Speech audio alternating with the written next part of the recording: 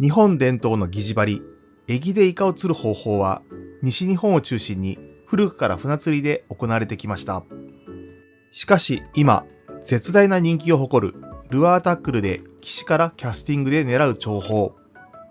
今回はエギング、堤防、磯、エギの選び方と使用タックルの基礎知識と題してお届けいたします。これから数回に分けてこのエギングの魅力と技法について解説していきますので、ぜひチャンネル登録をしていただき、次回もご視聴いただけましたらとても励みになります。それでは早速始めていきましょう。今回の結論は次の通りです。伝統と進化と絶品と DIY。今回の目次です。古くて新しいエギングの魅力。主なターゲット。エギの進化と選び方のヒント。エギのチューニング。使用タックル。エギングの必須アイテム。特典パートとして、強風下でも P ラインとリーダーを比較的簡単に結べそうな方法を紹介いたします。古くて新しいエギングの魅力。近年爆発的な人気となっているエギングとは、日本で古くから伝わる擬餌針でイカを釣る方法です。このイカ釣り専用の擬餌針はエギと呼ばれ、もともとは九州や紀州の漁師が考案したものです。しかし現在では各ルアーメーカーでもエギを量産しており、その動きやカラーリングにはルアー的な要素がどんどん盛り込まれ、進化を続けています。変わったのはエギだけではありません。従来は食漁師が船からしゃくり釣りでエギを使うのが一般的でしたが、現在ではルアーフィッシングの要領で陸からキャスティングで狙うのが主流になっています。水中にあるエギをルアーのようにテクニカルにアクションさせてイカたちをおびき寄せます。まさにルアー感覚で楽しめるイカ釣りのスタイルとして生まれ変わりました。さらにエギングを楽しむフィールドも堤防や磯、サーフなど千差万別です。最近では機動力を生かして遊漁船や小型ボート、手漕ぎのカヤックなどで海上からイカを狙うアングラーも増えつつあります。ごくシンプルなタックルや仕掛けで気軽に楽しめるエギングは、ベテランのみならず初心者の間での人気も急速に高まっています。今回からこの人気のエギングについて、エギやタックルの選び方、釣り場へのアプローチ術、実際の釣りのテクニックなどを詳しく紹介していきます。主なターゲット。エギングで釣れるイカの種類は、アオリイカ、コウイカ、ケンサキイカ、赤イカ、ヤリイカ、スルメイカ、ヒイカなど数多くいます。さらに、マダコやイイダコなどもエギングで釣ることが可能です。この中でも最も人気が高いのはアオリイカです。その食味の美味しさも人気の理由ですが、最大では 3kg を超える大型のファイトが非常にスリリングなことも大きな魅力と言えます。また、コウイカというのは釣り人が使っている俗名で、正しくはスミイカやカミナリイカ、シリアケイカなどに分類されます。奄美地方ではコブシメと呼ばれる巨大なコウイカも生息していて、本州から遠征して楽しむアングラーも少なくはありません。イカ釣りのシーズンは地域差がかなり大きく、イカの種類を問わなければ一年中楽しめるエリアも多いですが、一般的には産卵の時期に重なる春、そして冬に備えて荒食いをする秋が釣りやすくなっています。エギングの主なターゲットについてそれぞれの特徴を解説します。アオリイカ。エギングのメインターゲットで北海道南部より南の全国各地に分布しています。通常のしゃくり釣りのほか、港内などに浮いているイカを視認してのサイトフィッシングも楽しめます。最近は大型をターゲットにした超遠投&超ディープ狙いも人気です。シリアケイカ。まだら模様が特徴的なコウイカの仲間で、北海道より南の各地に分布しています。スミイカ同様にボトムのズル引きが基本的な釣り方となります。また地域によっては胴付き仕掛けに数本のエギを結んで釣る方法も人気です。コウイカ専用の仕掛けも販売されています。スミイカ。コウイカの代表格です。関東より南に分布していて、特に東京湾では乗り合い船もあるほどの人気ターゲットです。釣り方としては、アオリイカと同じしゃくり釣りだけでなく、エギにウェイトを追加して海底をずるずると引いてくる方法も有効です。ケンサキイカ。地域によって赤イカや丸イカとも呼ばれ、東北より南の全国各地で釣ることができます。アオリイカ同様のしゃくりでも釣れますが、活性の高い時には中層から表層にも浮いてくるイカなので、中層でエギをシェーキングして誘う釣り方も楽しめます。エギの進化と選び方のヒント。日本の伝統漁法から編み出されたエギは、もともとエビや小魚を模したものだとされており、その独特な形状は現在でもそれほど変化していないように見えます。しかし、どんどん進化を続けるエギングのテクニックに追従するかのように、エギもアングラーの意のままにコントロールできる動きを身につけています。具体的には、縦横へのジャークやトリッキーな動きが盛り込まれ、微妙なロッドワークにもレスポンスよく即座に反応してくれます。このようにアングラーが自分の判断で的確なエギを選べるようになったことが、エギングの人気に拍車をかけた要因の一つとも言えます。しかし、エギのサイズや号数表示などは明確な規格が設けられておらず、各メーカーによってバラバラなのが現状です。そこでシーズンを通して同じメーカーの同タイプのエギを使う考え方があります。こうすることで、エギの沈下速度やしゃくりを入れた時の移動距離、レスポンスなどを自分の体に覚え込ませることができ、水深や状況の違いに合わせた的確なエギ選びができるようになります。ここでエギについて詳しく解説します。まずはエギの各部の役割について解説します。ルアー同様にエギでも目は重要な集魚効果を持ちます。蓄光性タイプのものならさらにアピール度が高くなります。ラインを結ぶ箇所です。金属管タイプが主流ですが、伝統的な紐タイプもあります。ウイング。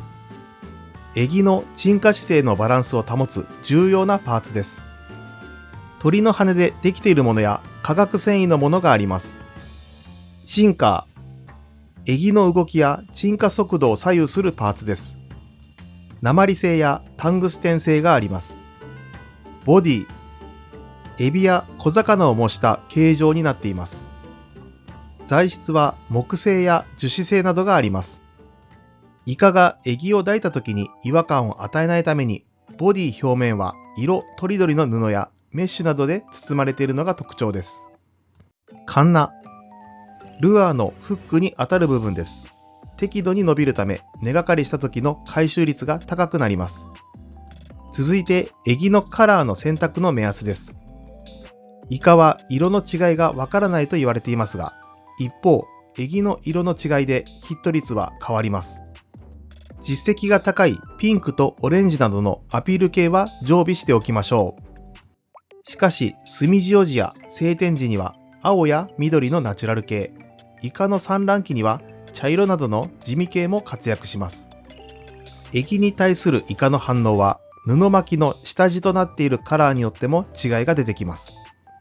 一般的には金や銀、赤などのカラーが多く使われていますが、これらの中でも塩色や天候、水温、イカの活性などによってヒットするカラーが微妙に変化してきます。エギのサイズの使い分け方についても押さえておきます。シーズンを通して多用するエギのサイズは3号から4号になってきます。特に 3.5 号は浅場でも深場でも使えるので、まずはこのサイズをメインに用意しておくといいでしょう。また、秋に多くなる小イカの数狙いでは 2.5 号の小型エギも活躍してくれます。エギのサイズの選び方の目安は次の通りです。2.5 号以下。小型イカ狙いや超浅場での釣りで使用します。アピール度は低めです。3号。浅場の釣りをメインに一年中使える基本サイズです。3.5 号。場所を問わずに1年を通して使えるオールラウンダーです。4号。潮流の速い場所や深深場狙いにおすすめです。アピール度は高くなります。4号以上、深場の大物狙いや超遠投したい時に使用します。アピール度はかなり高くなります。エギのチューニング。エギを自分なりにチューニングして使っているアングラーは少なくありません。中でもよく知られるのが、優れた集魚効果を持つと言われるアワビシートの装着です。エギの背中や腹といったイカが抱きつく部分に小さくカットしたアワビシートを貼り付けるだけの簡単チューニングですが、特にイカの活性が渋い時にはかなりの効果を感じることができます。アワビシートは釣り具店やルアーショップなどで買うことができるので、ぜひ試してみましょう。また、ウェイトを追加して沈下速度を速くするチューニングもポピュラーに行われています。エギのバランスを損なわないように、シンカー部分に糸重りを巻いたり、ラインアイにスナップを返して重りを追加する方法が一般的です。エギのチューニングについてもう少し詳しく解説します。アワビ針。アワビシートは前面に貼る必要はなく、背中や腹側に貼るだけで効果を期待できます。エギ専用に小さくカットされたシートも市販されています。ウェイトの追加。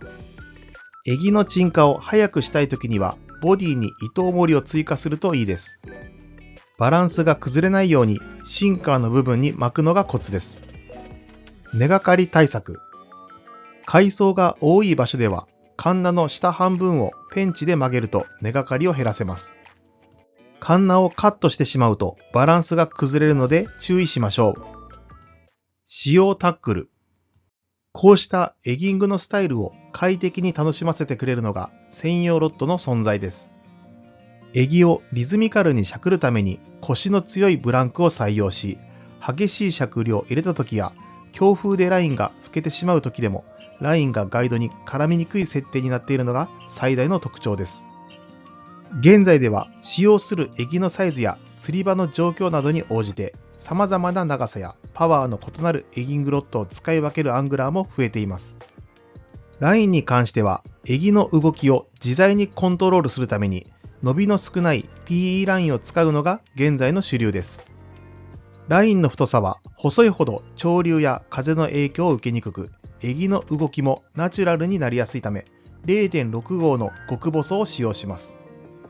反面、エギが根がかりした時にロストすることも増えるので、始められる方は実際には 0.8 号から1号のラインを使うのが無難です。PE ラインは根ずれに弱く、エギと直結した時の強度にも不安があるため、通常のルアーフィッシングと同様に先端部にショックリーダーを結束しておきましょう。この場合、PE ラインの結束強度を損なわないために FG ノットが主流ですが、比較的手軽に結べる摩擦系ノットを特典パートで紹介します。エギングに使用するタックルについて詳しく解説します。ロッド&リール。最初に揃えるタックルとしては、平均サイズの 3.5 号のエギを無理なくキャストできる長さ、8フィート前後のミディアムライトからミディアムアクションのロッドと小型スピニングリールの組み合わせが基本となります。一方、重めの4号のエギを多用する場合、あるいはロングキャストで沖のポイントを攻めたい場合は、長さ9フィートクラスのパワフルなロッドも欲しくなるところです。逆にアキイカなどの 2.5 号前後の小型エギを使ってテクニカルなアクションを与えたいときには、7フィート程度のショートロッドがおすすめです。PE ライン。エギングで使用する道糸は、強度や感度に優れている PE ラインが圧倒的に人気です。長さは150メートルほどリールに巻いておきましょう。太さは 0.8 号から1号程度が風や潮流の影響を受けにくく、ライントラブルも少なくて扱いやすいです。ショックリーダー。ショックリーダーは比重があって水に馴染みやすく、エギの自然な動きを損ないにくいフロロカーボン製がおすすめです。対摩耗性にも優れているので、根ずれに対しても安心です。太さは2号から 2.5 号が目安となります。ギャフ、タモ網。大型イカを取り込むにはギャフかタモ網が必須となります。現在は携帯に便利なエギング専用のギャフを使うアングラーが多いようです。ただし、リリース前提で楽しむなら、イカにダメージを与えにくいタモ網を使用しましょう。エギングの仕掛けの例です。エギングの仕掛けは、リーダー先端にエギを直結するか、スナップを介してセットするだけとシンプルです。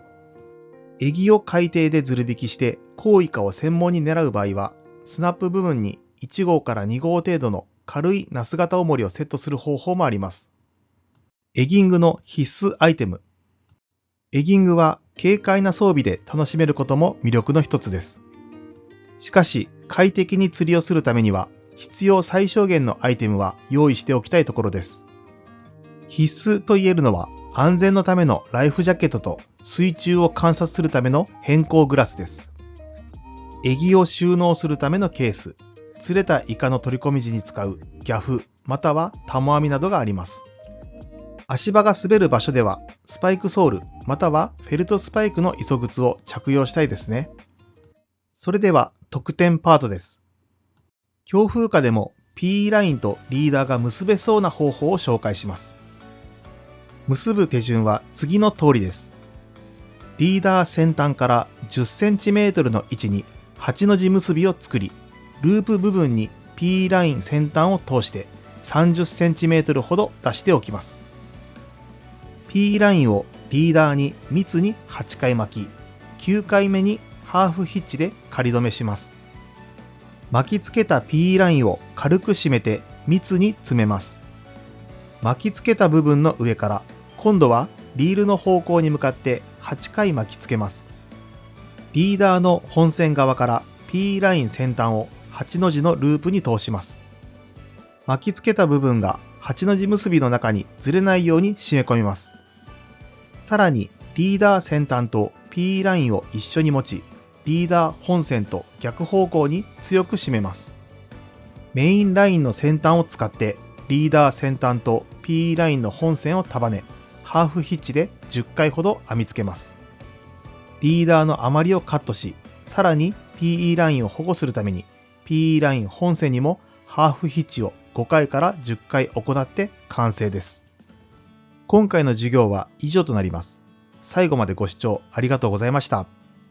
高評価やチャンネル登録をしていただけるととても嬉しいです。また次回の動画でお会いしましょう。